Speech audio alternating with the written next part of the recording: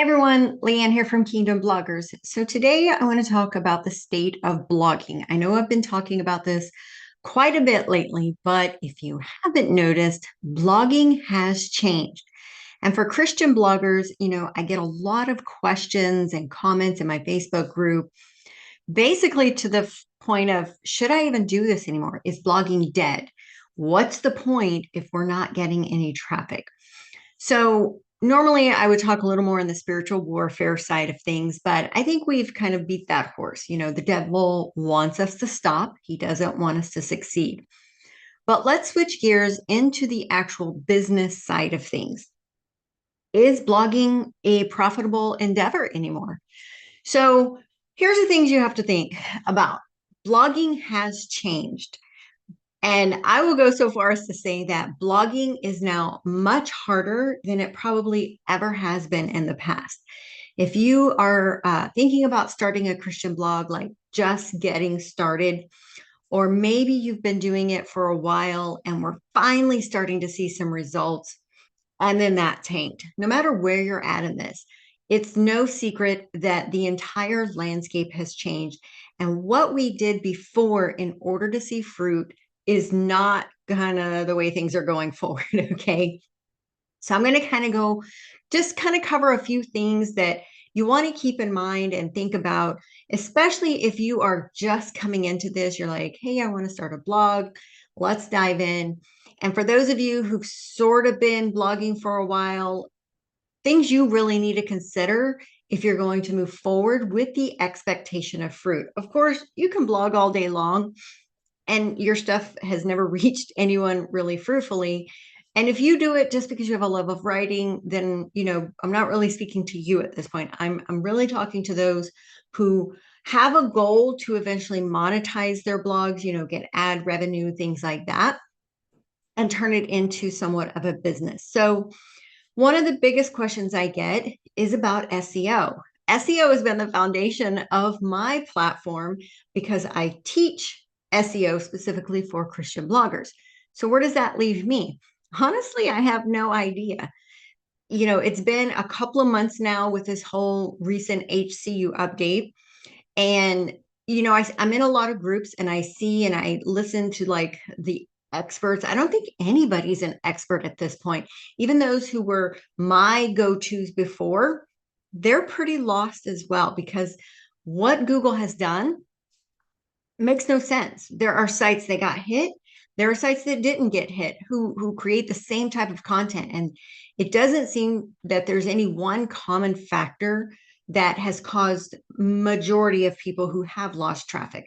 I have some women who were part of my courses, so I taught them, and their sites kind of mimic mine. Like there's not much difference, and they're still gaining traffic, whereas I've lost 50 to 60% of mine.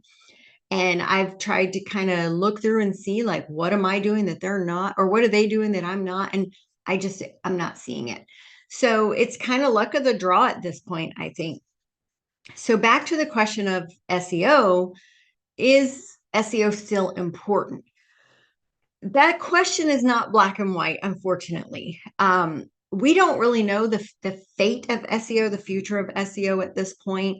Maybe Google will figure out that it really broke the internet, so to speak, and reverse all the damage that it's done. Maybe it won't. I do know that SEO does have value because more people are flocking to other search engines, Bing, Yahoo, DuckDuckGo, Ecosia. There's a couple of different ones. And although I lost organic traffic from Google specifically, my organic traffic on those other platforms is steadily increasing. So for that reason alone, it tells me that SEO is not completely dead. Now, you add in and factor in things like AI, Google's using AI, Facebook's using AI. I'm so over the AI kind of chat bots that pop up in every website I open, it seems. But SEO itself, search engine optimization, is optimizing content so search engines can index it. Google just apparently got its own formula wrong.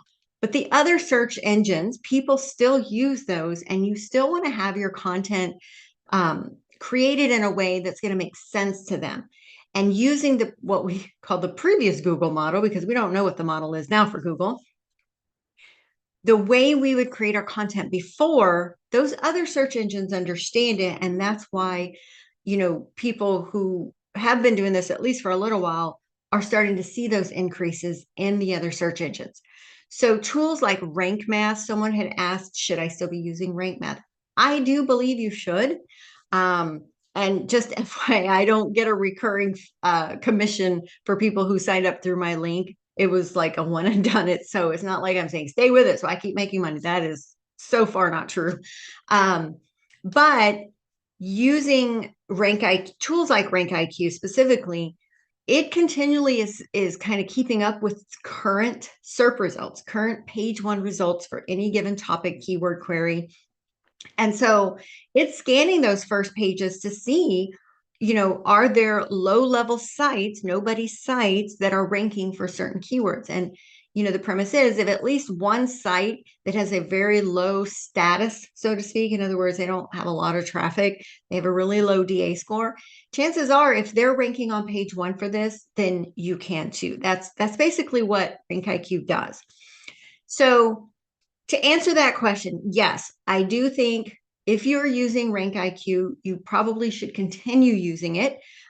Maybe not the 16 credit plan, maybe go down to the $8 plan or the 8 credit plan. Sorry, it's not $8. I think it's like $29 or something. And continue creating your new content from the keyword library and using those, the library to update your current content, doing the content audit and all of that. So yes, I do say continue doing that. But here comes a but, okay? Unlike before where what I would teach was SEO all day long, don't worry about all the other things, that has changed. For 5-6 years now that I've been teaching this, it's always been when people come to my class, forget about all the social medias, forget about everything, just focus on SEO. Well, we live in a backwards world now, and this is part of that backwards thought.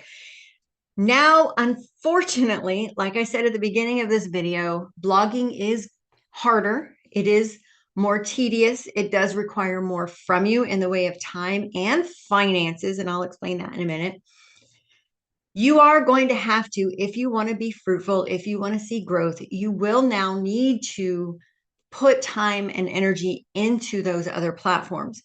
Google can't be or organic search SEO cannot be the only place you're focusing.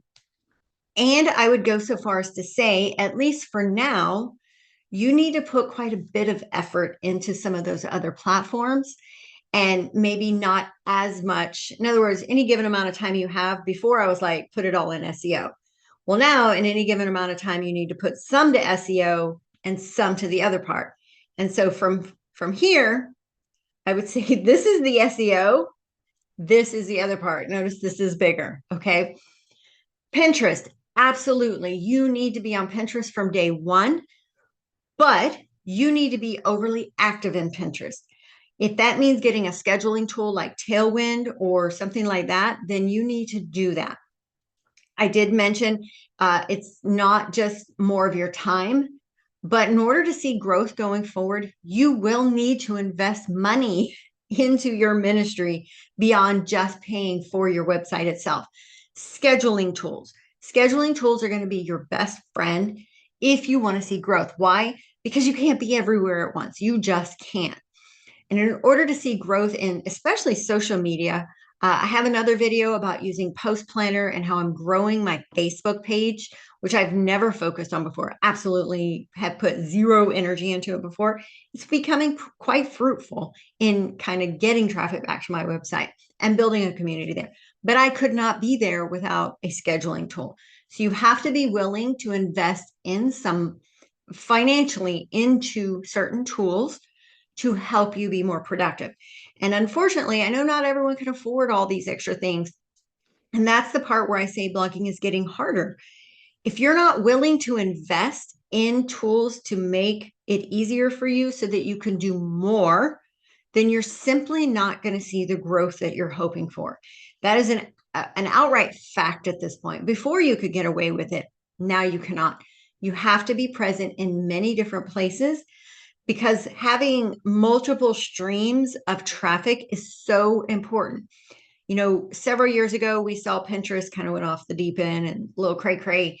And people who only had traffic from Pinterest, like they never learned SEO, all those people lost everything. I actually had a friend who was with Mediavine because of her Pinterest traffic. She really didn't have much in the way of SEO at that point. Pinterest tanked, her site tanked. She actually is the only person, I mean, I'm sure there's others, but the only person I personally know that was going to be kicked out of Mediavine for lack of traffic. That's how bad her traffic tanked.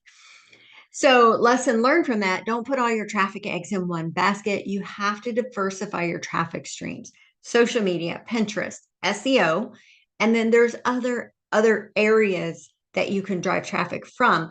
The key is to figuring out where your audience is most and putting more of your eggs in that particular one, but not all of them, not all the eggs. So, investing in a scheduling tool, I personally use Post Planner for all of my social media content, and I use Tailwind for Pinterest. Now you can use the native scheduler inside of Pinterest, but I believe you can only schedule out like 30 days or something like that. But in regard to Pinterest, more is now better. There for a while, less was better. Now we're back to more. Multiple boards targeting similar keywords so that you can create multiple pins for the same URL, but they're going to different boards.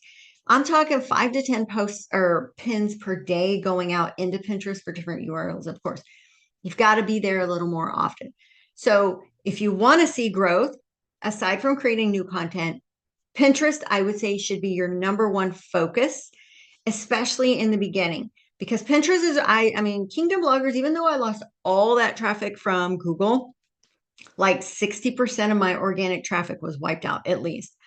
I really didn't lose much from Pinterest. I mean, I didn't lose anything. Overall blog traffic, I didn't lose much because Pinterest, I get anywhere from 12 to 16,000 visits a month just from Pinterest. And so had I not had Pinterest, I would have really been like up a creek because that was, 60% of my organic traffic was a big chunk of my total overall traffic. So definitely, if you're just getting started, if you're a brand new blogger and you're still learning SEO, especially if you're still learning SEO, but I would say spend more of your time getting your Pinterest account, your profile optimized. I do have training videos on how to optimize your profile.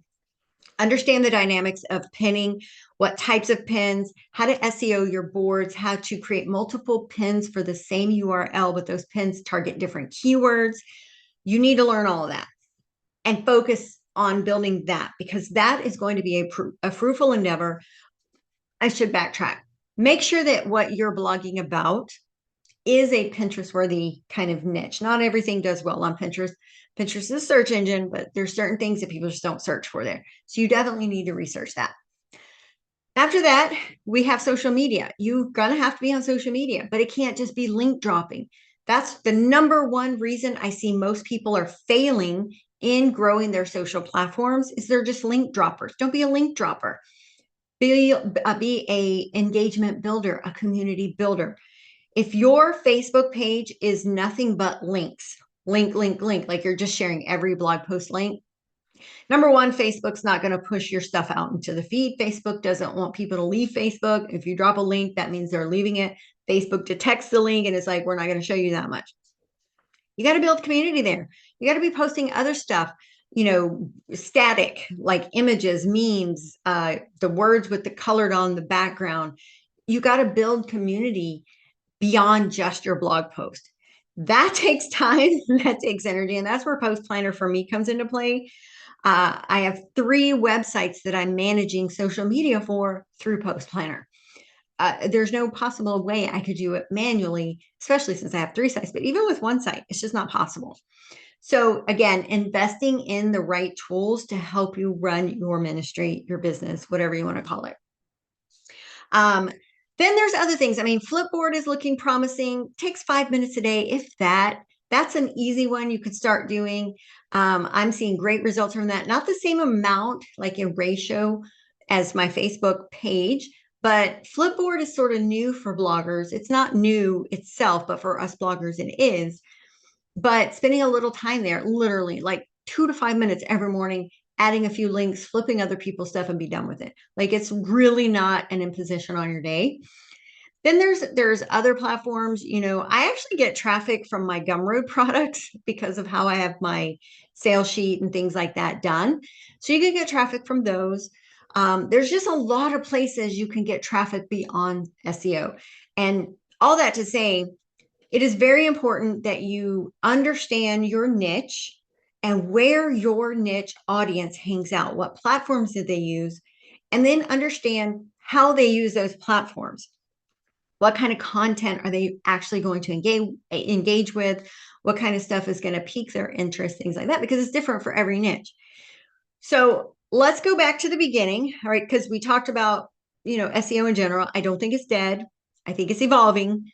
Things are evolving very quickly, but I don't think you should completely shift away from it. And then we have the other forms of traffic, Pinterest, social media, things like that. But let's go back to the SEO part. I'm in a lot of groups on Facebook, of course. I'm in the Rank IQ group. I'm in many other mastermind groups. And I see people who are using, let's talk about Rank IQ for a moment, who are using it and seeing zilch. And when I say zilch, I'm talking post HCU demolition. Okay. So anyone who was doing the upward trend and then HCU hit and it tanked, like those of us who lost traffic and are trying to regain it, and brand new bloggers who are literally just creating brand new sites using Rank IQ and so forth.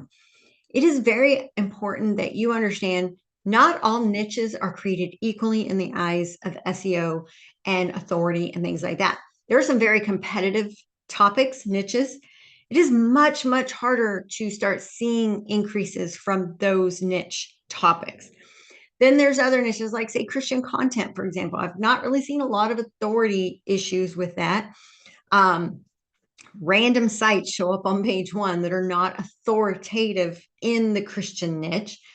So you really can't compare if you're saying, like, I've been doing, say, Rank IQ for a month and all this, I'm not seeing any traffic yet. Well, number one, 30 days is a very short amount of time. Chances are you're not going to see much in 30 days, at least most people.